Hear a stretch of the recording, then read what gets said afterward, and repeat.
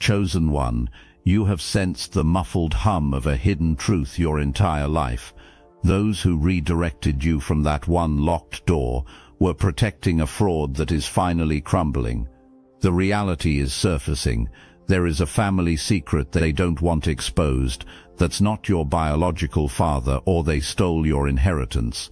Your real name and your true legacy are returning to you now.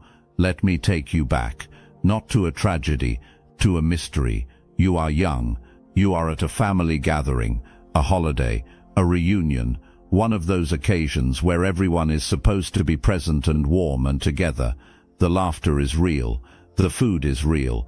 The connection between certain people is absolutely real, but something is off, and you feel it the way children feel things, not with analysis, but with the whole body, a chill that has no source, a silence that descends in the middle of a sentence when you drift too close to the wrong conversation, adults who look at you with an expression you do not have words for yet, not hatred, not cruelty, something stranger than both.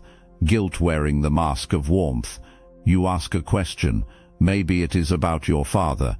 Maybe it is about a grandparent whose photograph you found in a drawer that nobody ever displayed. Maybe it is about land, or a house, or why a certain name is spoken in hushed tones or not spoken at all. And the adult you asked, a parent figure, an elder, someone with authority, does something telling. They do not just change the subject. They change the atmosphere, and it recovers so quickly you almost wonder if you imagined it. You did not imagine it, but you are a child, and children adapt. Children file the unanswered question away somewhere deep and go back to eating their food. They grow up, they build their identity on the account they were given, and somewhere they cannot fully articulate. They carry a weight of things that were probably nothing, except they were not nothing. They were everything. Here is what you need to sit with. There were moments growing up when you looked at the person you were told was your father, or at the family structure you were told was yours, and something in you did not fully accept it. Not with rebellion, not even with conscious doubt, just a quiet, persistent sense of misalignment, like wearing a coat made for someone else. It fit well enough, but it was never quite right. Other people around you moved through the family identity with ease. They belonged to it in a way that felt natural and settled. You watched that ease and sometimes wondered what was different about you, why you felt like you were performing membership in something rather than simply having it. Now you know, you were not misaligned from the family. You were misaligned from the lie. Your instincts were working perfectly, rejecting a false identity, because your real one, the one connected to a bloodline and a legacy they deliberately severed you from, was still alive inside you, refusing to be replaced by the fiction they handed you. Your body knew before your mind did. Your spirit knew before either. And consider the person who occupied the role of parent in the false account. Either that person knew the biological truth and chose to participate in the deception, looking you in the eye your entire childhood, carrying a lie about the most fundamental thing a parent and child can share. Or that person was also deceived, also fed a false account for reasons that served someone else's agenda entirely. Either way, the relationship stood on ground that was never solid, and some part of you always felt that instability, even when you could not name the source. That false parent arrangement was not incidental, it was load-bearing. It held the entire cover-up in place. As long as another person's name was attached to you legally, the estate and the inheritance had no legal mechanism to reach you. The biological lie and the financial theft were the same crime executed simultaneously. One shielded the other. The false parentage was the lock on the vault that held what was yours. That is why the truth about who you really come from is not just emotionally significant, it is legally critical. The moment that biological truth is established formally, the entire foundation of the theft begins to crack. Remove the lie and the legal architecture built on top of it has nothing left to stand on. There was a person, and before I tell you who this person was to you, let me tell you who they were in the world, because it matters. They were not nobody. They had built something, land, property, generational assets. the kind of wealth meant to outlast a single lifetime and extend forward through bloodlines. They were established, their name meant something in the community. They also made a choice that complicated their legacy. They loved someone they were not supposed to love, and from that union, complicated, messy, human, a child came into the world. Maybe that child was you. Maybe that child was your parent. Either way, the line runs through you. If this resonates with your inner knowing, hype this video to help fellow chosen ones find their way here. The important thing is what happened next, because here is what those who inherited the official account do not want you to know. That person did not disappear. They did not pretend nothing happened. They sat with the weight of their choices and made a decision that terrified the people around them. They decided to provide. They decided that the child who carried their blood was going to receive what every child of that blood was entitled to receive. Documents were drawn, a will, an arrangement, something that said clearly, this one, make sure this one gets what is theirs, and then that person died, and the moment they did, the clock started. The person left standing, the one who held the official account together, saw those documents and understood immediately what they meant. They meant a shift, a redistribution. They meant that a child who had been kept invisible was about to step into the light, carrying paperwork that validated everything. A decision was made in the window between the last breath and the world finding out. A decision that would shape your entire life without you ever being consulted, informed, or given the chance to know what was coming for you. The will was altered, or buried, or favors were called in from people who knew how to make official things unofficial. The estate was divided among people who had no rightful claim to your portion, and the truth was locked behind a door you were never supposed to open. You felt that door your whole life. Now you know what was behind it. This was not done alone. That is the part that stings most when you finally let yourself see it clearly. Help was needed, and it was found, from people you know, people who attended your celebrations, people who embraced you, asked how you were doing, and looked you in the eye with full knowledge of what had been taken from you. A coalition was assembled, and the currency used to build it was simple, a piece of what was stolen. Certain family members received an offer. Help keep this quiet, and you benefit. Stay in line, hold the account straight, redirect the questions, and there is something in this for you. And one by one, people who should have protected you made a calculation. They weighed you against the money. They weighed your truth against their comfort, and they chose their comfort. Not all of them were cruel. Some told themselves it was already done, too late to fix, that reopening it would cause more harm than good. Some convinced themselves they were protecting you from a complicated truth you were better off not knowing. Some were simply cowards who needed a justification. Look, you already know the attacks weren't random, and if you're paying attention, you can feel it. Their walls are closing in. You've also noticed something else. A lot of Chosen One channels on YouTube have gone quiet. Videos removed, voices pushed off the platform. The mainstream media is cracking down on us, but we will not give up our voice. So let's talk about what we're doing about it. That's why I built Destiny Engine, and when you join, you're not just supporting your favorite channels, you're also fueling your own rise. It's a 360 win. It generates personalized sequences that help you rewire betrayal into transcendence, turn isolation into sacred power, and transform their downfall into your rise. We are using the Dark Elite's own weapons against them, taking their declassified consciousness technology that programmed competition and scarcity and repurposing it to serve cooperative intelligence. The beauty is, you don't even have to lift a finger. You put on the headphones, press play, and your subconscious is rewired while your enemies collapse under the weight of their own lies. This is why I created it in the beginning, so everything they did to break you becomes fuel for your purpose. The collective upgrade is underway. Start your Destiny Engine for $7 today and watch divine justice accelerate in your life. Link in the description. But here is what every single one of them did. They looked at you, at a child, at a person building a life on a falsified foundation, and they chose silence, year after year, celebration after celebration, embrace after embrace. And the architect of all of this watched you struggle and felt nothing but relief. Every year you spent in financial difficulty was another year the secret held.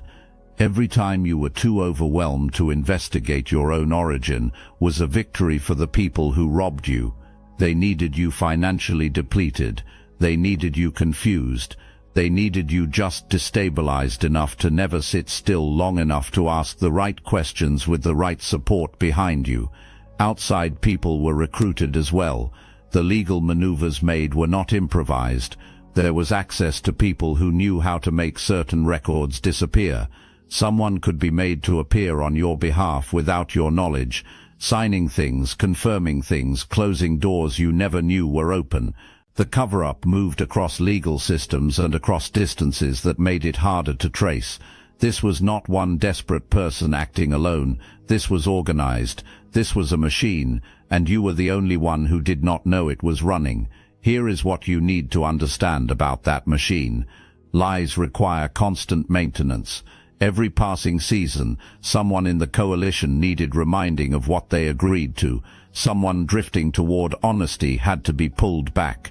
Someone needed to be pressured or reassured, because people change, circumstances change, and the longer the maintenance continued, the heavier it became for everyone carrying it. That burden is now unbearable for some of them, and when a machine built on lies starts losing parts, everything accelerates toward collapse. There is one more layer to this you may not have considered. The operation against you was not only about keeping documents hidden, it was about managing your reputation so that if you ever did begin asking the right questions, the people around you would be less inclined to take you seriously. The whispers about instability, the suggestions that you were difficult or unreliable, that reputation was not entirely organic. Some of it was deliberately planted by the same people who needed you discredited before you ever had a chance to discover what you were owed. If you ever went to someone with the beginning of the truth, if you ever said something about your origin not adding up, the groundwork had already been laid for that person to dismiss you, to frame your perception of injustice as a personality flaw rather than an accurate recognition of real wrongdoing. They did not just steal from you, they preemptively undermined your credibility, so the theft would be harder to expose. That is the level of calculation you have been up against. And knowing it matters, because it means you do not argue with the people primed to disbelieve you. You let the evidence do that. You go straight to the processes and the professionals who operate on documentation, not on reputation. Keeping you financially depleted was not enough. Keeping you in the dark was not enough. You were still out there, still alive, still, and this is the part that truly frightened them, still inexplicably standing. That was a problem, because chosen ones have a way of rising that does not require the resources stolen from them. You kept moving. You kept healing from things that should have finished you. You kept building without the foundation they removed. And every time you demonstrated that manufactured hardship had not broken your spirit, the ground shifted slightly beneath the people who robbed you. So the approach escalated. Think about the attacks that came from directions that made no sense to you at the time. The relationship that seemed designed to drain you in a targeted way, where someone knew exactly which doubts to press, exactly how to keep you just unstable enough. The opportunities that evaporated with a precision that felt almost deliberate. The seasons where your mental clarity seemed to be under pressure from an external source. Something was being done. And then consider how your parentage itself was weaponized against you. The false biological identity placed on record served a purpose beyond replacing the truth. That false identity was a legal barrier. As long as the official record said your bloodline ran through a different person, the estate belonging to your real bloodline had no legal pathway to reach you. The secret and the theft were not two separate crimes, they were one operation. Every time you got close to questioning your origin, you were not just threatening a family secret, you were threatening the entire legal architecture constructed to keep the inheritance from your hands. That is why questions about your parentage were shut down with such force and such speed. Pull on the biological lie and the financial fraud comes with it. When spiritual interference was added on top of everything else, paid, commissioned, specifically targeted, the goal was singular. They needed you to collapse from the inside. They needed a specific kind of news to reach them, and they were prepared to receive it with celebration. Instead, you outlasted every single thing they sent. The estate had been distributed. The documents were altered or destroyed. The account held by the coalition was solid. Every person who knew was bound by what they had received. And you, the rightful heir, appeared to be exactly where they needed you, confused, financially pressed, disconnected from your own power, nowhere near the truth. They celebrated, not with restraint, with the full confidence of people who believe they have secured something permanent. They spent what they stole. They built plans on wealth they never earned. This is the classic moment in every powerful arc where the opposition appears to have won completely. The throne has been taken. The rightful heir is somewhere far away. Not because the heir lost, but because the heir has not yet been shown what they are truly carrying. Here is what the architects of this scheme failed to calculate. You are not just the heir to a financial inheritance. You are the heir to something they cannot touch, alter, redistribute, or bury in any courthouse. You carry gifts, the ability to perceive what ordinary eyes cannot see, to feel the truth of a situation before the evidence appears, to receive guidance and protection from a source entirely beyond their reach. And those gifts were strengthening right through everything they sent against you. The pressure that was supposed to crush you was activating something they had no framework to understand. Dark work sent against a protected target does not simply dissolve. Spiritual law operates with a precision that outpaces every human court, and the accounting, the return of what was sent, began the moment it failed to land on you.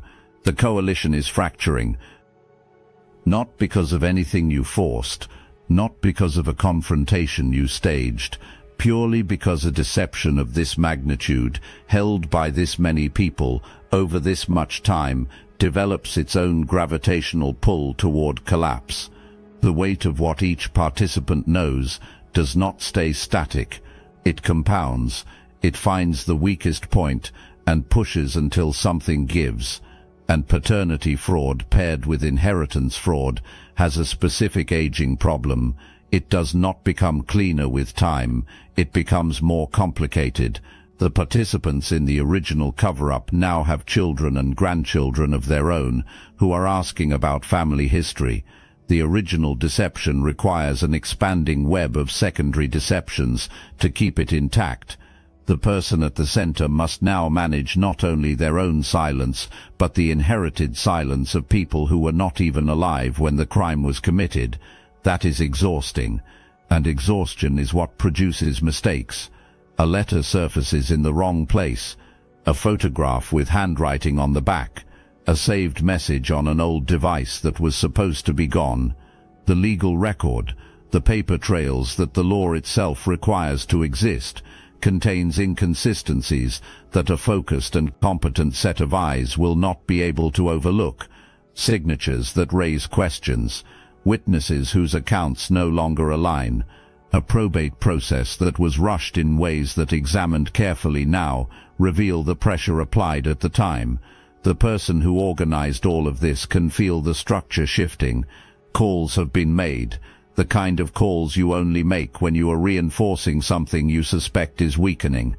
Those calls are themselves evidence. Meanwhile, in the spiritual dimension they tried to use against you and failed.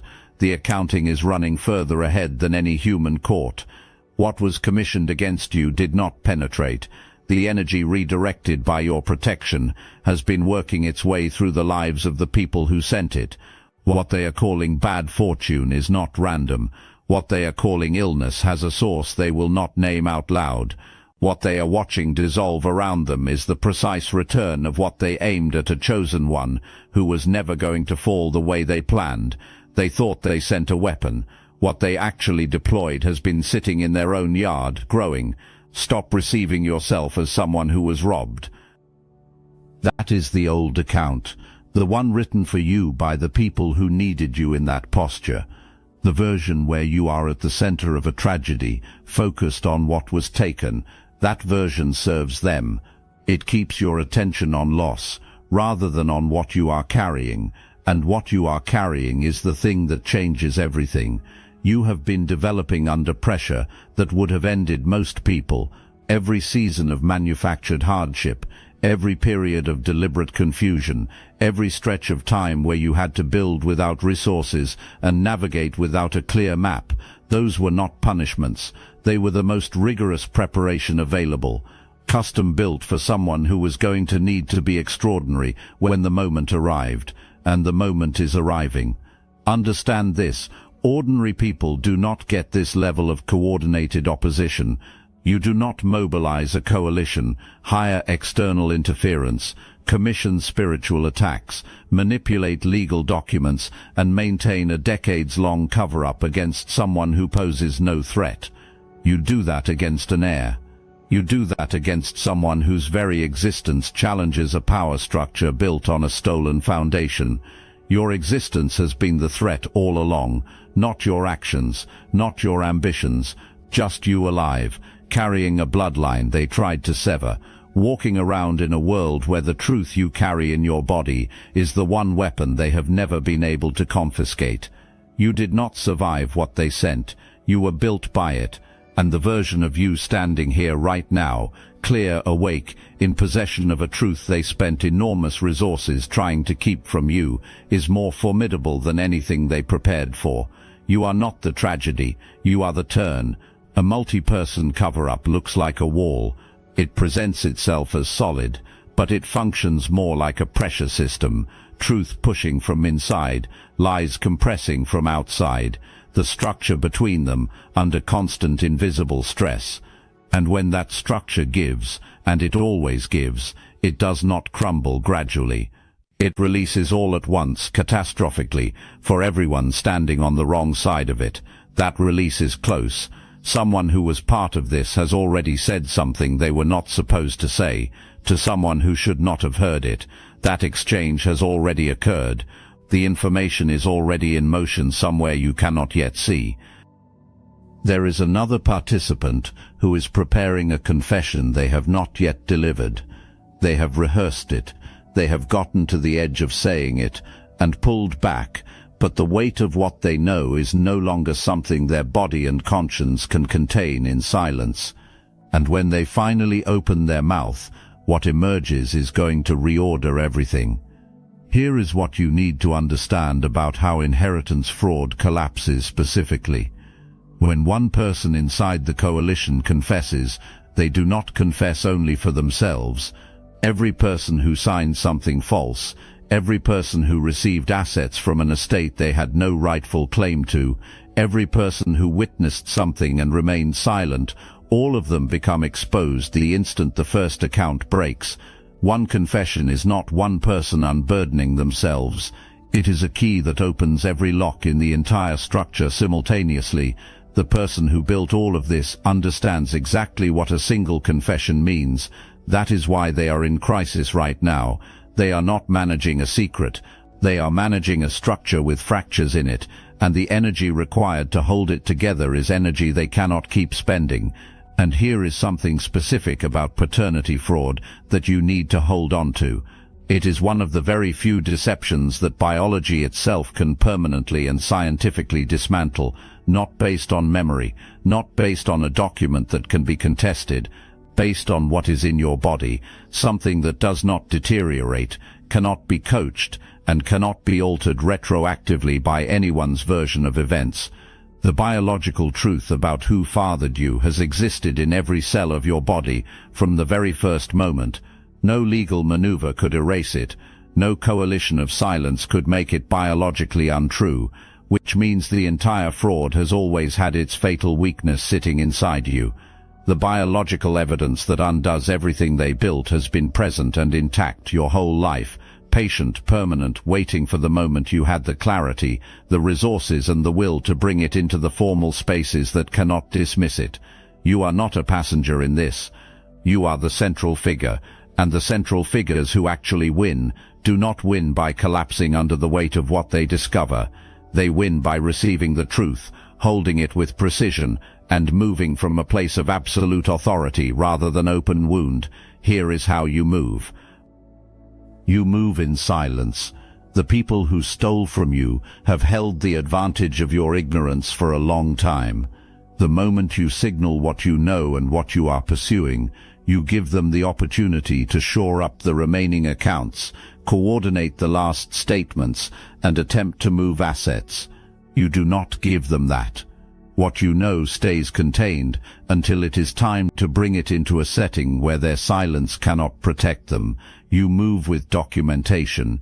Every piece of the real account that reaches you, you record it, date it, preserve it. You build a record of what you knew, when you knew it, and how it came to you. When this enters the formal spaces where it belongs, your record becomes part of the legal foundation. Start constructing that foundation right now. You move with the right professionals around you. Not everyone, not a wide circle where your information can be carried back to the wrong ears. People with specific expertise in estate law, probate fraud, and the legal establishment of biological parentage. You do not need volume. You need precision in the exact disciplines this situation requires. You move without making public claims before they are formally established. The process of proving biological truth, of contesting a manipulated will, of demonstrating probate fraud, these are processes that live inside legal frameworks, not in family confrontations or public forums. The moment you claim publicly what has not yet been verified formally, you give the opposition a way to frame you. Let the evidence make the declaration, and when it does, let it be undeniable. You move without letting anger become your operating system. The people who wronged you have earned every consequence coming to them, and your anger is valid, completely, entirely valid. But rage narrows your vision to the object of the rage. And right now you need the widest possible field of perception. Justice is the destination. Clarity is the vehicle. Stay in it. You also protect your spiritual state with the same intensity you protect your legal position. The people who tried to interfere with your mind and your peace understood something, your discernment, your perception, your connection to the source of your protection. These are your most irreplaceable assets in navigating what is ahead. A depleted, anxious, spiritually disconnected person is far harder to guide than a grounded, clear, covered one. Whatever practice keeps you aligned, prayer, stillness, time in nature, intentional spiritual work, that is not optional right now, that is central. The clearer your internal state, the sharper your ability to recognize the right moment, the right door, the right move when it appears. Before we arrive at the restoration, you need to understand the complete scope of what was taken from you, not to stay in grief, but to move into reclamation with a full understanding of what a complete accounting means. Generational wealth is not money in the present, it is infrastructure across time. It is the initial capital that allows someone to build equity rather than pay rent indefinitely. It is the reserve that lets you take a calculated risk that a family with nothing in reserve cannot afford. It is the legal resources that allow you to fight when you have been wronged rather than settle because you cannot fund a prolonged process. It is the safety net that ensures a health crisis or an economic downturn does not bring the entire structure of your life down with it. Every one of those things was withheld from you, not by circumstance, by design, and the compounding effect of that withholding, across every decision you were forced to make without adequate resources, across every version of yourself that had to stay smaller than it could have been because the foundation was stolen before you ever stood on it, is incalculable. The real cost of what was done is not only what was in the estate at the moment of distribution, it is everything that wealth would have generated in your hands and in the hands of those who come after you. They did not just take money, they took the trajectory of your life. They took the version of you that exists in a world where the will was honored and the truth was told. That version of you, more resourced, yes, but also more rooted, more confident, more capable of moving through the world with the particular authority that comes from standing on ground you actually own. That is the version they spent so much energy preventing. Because that version of you would have had the standing to ask questions, the stability to investigate, the credibility to be taken seriously in the legal spaces where this belongs. So they went back to the origin, the inheritance, the biological truth, the foundation, and dismantled it before you could arrive. Here is the power in seeing this clearly. When the restoration comes, you will not accept a partial return. You will not be managed into gratitude for less than the full accounting. You will walk into that process knowing exactly what was taken, and you will not leave without everything that carries your name. They took trajectory. You are going to reclaim it, and you are going to build faster than they imagined, because you have been doing the impossible without the resources that were yours all along. Imagine what you build when you finally have them. While you have been building, something has been unraveling on the other side. The kind of sustained guilt that comes from this level of sustained wrongdoing does not remain in the mind. It migrates into the body. It disrupts sleep. It generates the specific kind of internal deterioration that money cannot fully insulate against, no matter how much of it was acquired through theft. Some of the people who participated in what was done to you are dealing with conditions that have no clean explanation, and in their private moments they understand the source. The wealth that belongs to you is not settling into the lives holding it the way stolen wealth never settles. It creates friction. It generates instability in precisely the places where stability was supposed to be the reward for everything that was done. Some of the participants have acquired everything they wanted and found that what they wanted does not perform the way they planned. The comfort purchased with your portion has been uncomfortable. The legal exposure is developing in ways the participants cannot fully monitor or contain. Estate fraud investigations do not announce themselves in advance. By the time those under investigation understand the full scope of what is coming toward them, the accumulation of evidence is already too significant to dismantle quietly, and the people who have begun to quietly distance themselves from the coalition, the ones recalculating the risk of staying versus the cost of separating, their withdrawal creates gaps. Gaps produce exposure. Exposure accelerates the next fracture, your name. Not the name placed on you as a fixture of the false account, the one underneath it, the one attached to the bloodline they tried to cut you out of, the one that appears or should appear on documents they altered, in records they suppressed, in a will they modified before it could do what it was written to do. That name has weight. It is connected to land that was worked and held across seasons and generations. It is connected to a lineage of people who built something real with the belief it would reach forward through blood and through time. That name carries you in it, even when no one has spoken it to your face. Even when the people who knew it chose to call you something else, something that made you easier to contain, easier to dismiss, easier to keep away from what was yours. They do not vanish because someone removes them from a document. Biology cannot be edited retroactively. The blood in your veins carries the evidence of where you come from in every cell, and the world now possesses the legal and scientific tools to establish what the blood already knows, in a format no court can dismiss. What was removed from the record can be returned to it. What was erased from the legal account can be reinstated by the truth that has always existed. When your name is restored to the places it was taken from, when the official record finally reflects what has been biologically true the entire time, something shifts in you that goes beyond the legal and the financial. The misalignment you have felt since childhood, that persistent sense of wearing an identity that was never quite built for you, begins to resolve, not instantly, but genuinely, because you will finally be standing inside your actual truth.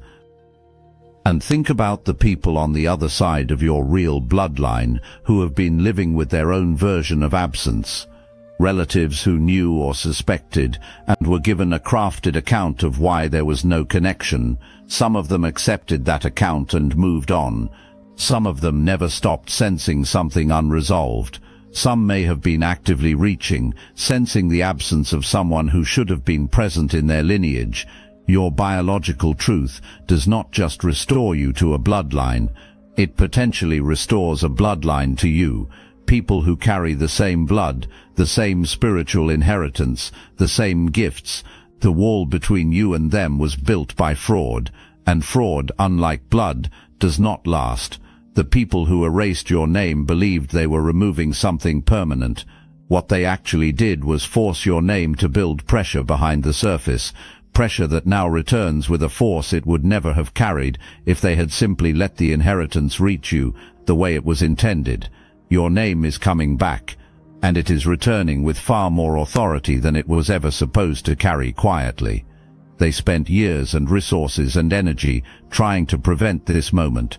They traded their peace, their health, and their integrity for the temporary comfort of your stolen portion. And after all of it, every coalition meeting, every covered record, every commissioned interference, every desperate act of maintenance on a lie that was always going to crack, here you are, standing in full possession of your clarity, your gifts, your protection, and the truth they could not bury permanently. That is not luck, that is a verdict. Go collect what is yours, the wealth, the land, the biological truth, the name, every piece of the inheritance they believed you would never be strong enough to claim. You are strong enough. You were always strong enough. That is the one thing in all their calculating, all their coordinating, all their years of effort, they never found a way to take from you. Chosen one, go.